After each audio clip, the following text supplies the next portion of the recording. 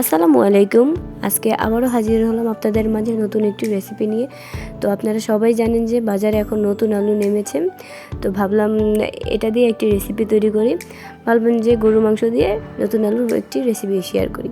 তো ফার্স্টে দেখে নিচ্ছেন যে মাংসগুলোকে আমি ভালোভাবে সুন্দর করে ধুয়ে একটি পাত্রে রেখে দিয়েছি। তো আমি হাড়সহই মাংস নিয়েছি, আমার ভালো লাগে আর কি। এখন মাংসগুলোকে ম্যারিনেট করার জন্য মেখে নেব। ফার্স্টে দিয়ে দিচ্ছি ধনিয়া বাটা, রসুন বাটা, এগুলো আমি 1 চা চামচ করে দিচ্ছি। আপনারা আপনাদের মেজারমেন্ট অনুযায়ী দিয়ে দেবেন।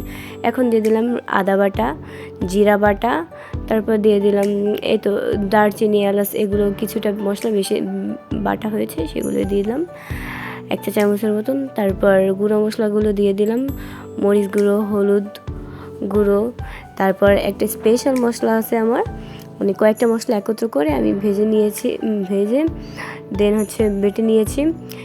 সেই মশলাই 2 চা চামচ দিয়ে দিলাম। তারপর আমি একটু জিরা গুঁড়ো দিয়ে দিলাম। তারপর একটু সামান্য পরিমাণ কিছুটা তেল দিয়ে আমি ভালোভাবে ম্যারিনেট করে নেব। এখানে শুধু তেল না, সাথে আমি কাঁচামরিচ এবং পেঁয়াজ অ্যাড করে একটু পেঁয়াজ দিয়ে দিলাম। আমার কাছে গরু মাংস এরকম মেখে খেতেই ভালো লাগে, মেখে রান্না করাটাই আমার কাছে বেস্ট লাগে। তো আমি এগুলো সব একত্রে ম্যারিনেশন করে নিলাম। তো এখানে একটা মজার কাণ্ড ঘটেছে, মাখার এক পর্যায়ে মনে হলো যে আমি লবণ দিইনি, তো আবার লবণটা দিয়ে নিলাম। এখন সব একত্রে সুন্দরভাবে ম্যারিনেশন করে ফ্রিজে আমি বা বাহিরেও নর্মাল টেম্পারেচারেও রাখতে পারেন। আমার হাতে টাইম ছিল না, তাই আমি হাফ অ্যান আওয়ারের জন্য রেখে দিয়েছিলাম রেস্টে। তো এরপর কড়াইয়ে তেল দিয়ে সেখানে কিছুটা এলাচ, বড় এলাচ এবং ছোট এলাচ দিয়ে, সাথে পেঁয়াজ দিয়ে দিলাম। দেওয়ার পরে 2টা তেজপাতা দিয়ে সেগুলোকে একটু ব্রাউন আকারে ভেজে নেব, কিছুটা জাল করে নেব। সেগুলোকে কিছুটা ভেজে নিয়ে দেখতেই পাচ্ছেন যে সেগুলোকে হালকা করে কিছুটা ভেজে নেব।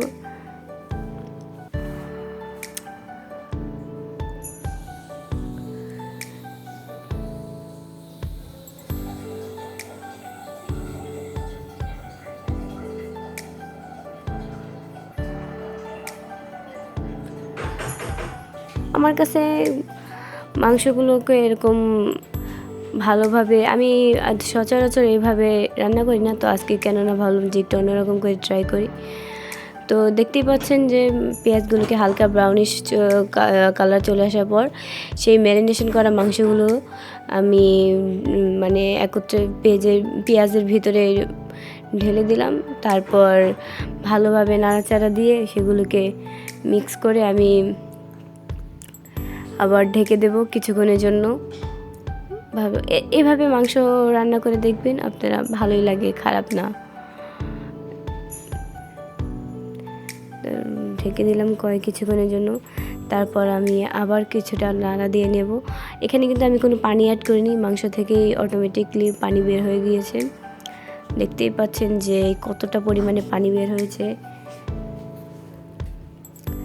তো আমি আবারও কিছুটা সময়ের জন্য ঢেকে দিয়েছিলাম। তো এতটাই পরিমাণ ধোয়া যে আমার ক্যামেরাতে ফোকাসই আনতে পারছিলাম না, খুব কষ্টে পরবর্তীতে ভিডিওতে আনতে পারলাম। এই তো আমি হালকা পরিমাণে একটু পানি দিয়ে নিলাম আমি দ্বিতীয়বারের মতন কষানোর জন্য। আসলে কি, মাংসগুলো যদি প্রপারলি সিদ্ধ না হয়, মানে কুক না হয়, সেগুলোকে খেতে ভালো লাগে না। তো এই তো দেখুন যে আমার এখানে মাংসগুলোকে 50% হয়ে গিয়েছে। তো আমি এখন আলু দিয়ে দিলাম। আলুগুলো আমার কাছে মাংসে কেন জানি আলু ছাড়া ভালো লাগে না। গরুর মাংস আমি আলু দিয়ে খেতেই পছন্দ করি। আপনারা চাইলে এটা আলু ছাড়াও করতে পারেন, সেটাও ভালো লাগবে, খারাপ না। তো আজকে তো আমি শুরুতেই বললাম যে আজকে আমি নতুন আলু দিয়েই রেসিপিটা করবো, তাই আমি আলু দিয়ে নিলাম। তো এই তো মাংস প্রায় অনেকটাই হয়ে গিয়েছে সিদ্ধ। তো তো এখানে আমি এরপর কিছুটা ভালোভাবে আরেকটু কষিয়ে নেব।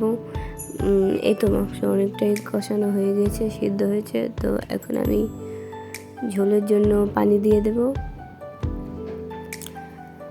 এখানে পরিমাণ মতো, যে যার পরিমাণ মতো আর কি পানি দিয়ে দেবেন। তো আমি বেশিটা ঝোল রাখবো না, আমি একটু মাখা মাখা করেই রানবো, সেই কারণে আমি আমার মেজারমেন্ট অনুযায়ী পানি দিয়ে নিয়েছি। মানে এতটাই যে ধোয়া, আমি ক্যামেরাতে ফোকাস আনতেই পারছিলাম না। আমি আরেকটু ঢেকে দিয়েছিলাম ঝোলটা ফুটানোর জন্য। তো দেখতেই পাচ্ছেন মাংসগুলো প্রায় 90% হয়ে গিয়েছে। একটু পরে আমি আর 2-3 মিনিট পরে আমি নামিয়ে নেব।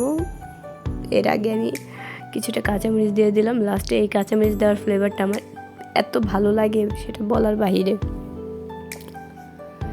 নামানোর আগে কিছুটা কাঁচামরিচ দিয়ে কিছুক্ষণ ঢেকে দেব, যাতে কাঁচামরিচের ফ্লেভারটা পুরোটাতে ছড়িয়ে পড়ে।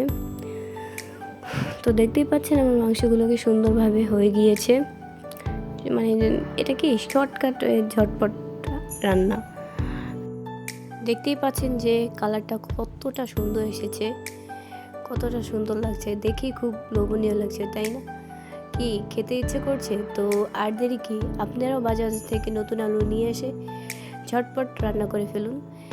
তো আমার ভিডিওটা কেমন লাগলো কমেন্টসে জানাবেন, এবং লাইক কমেন্ট শেয়ার করবেন, এবং আপনারাও বাসাতে এভাবে ট্রাই করে খেতে পারেন, ভালো লাগবে। আল্লাহ।